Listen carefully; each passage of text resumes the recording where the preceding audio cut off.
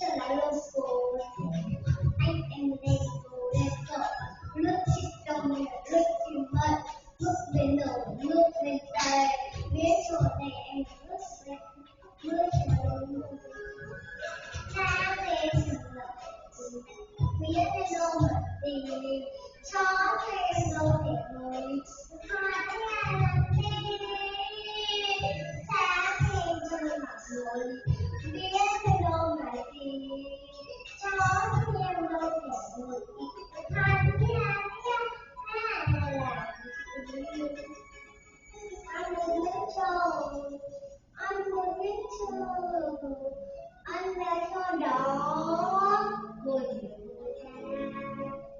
anh muốn biết châu không muốn chúc câu ba lời rơi đó dừng được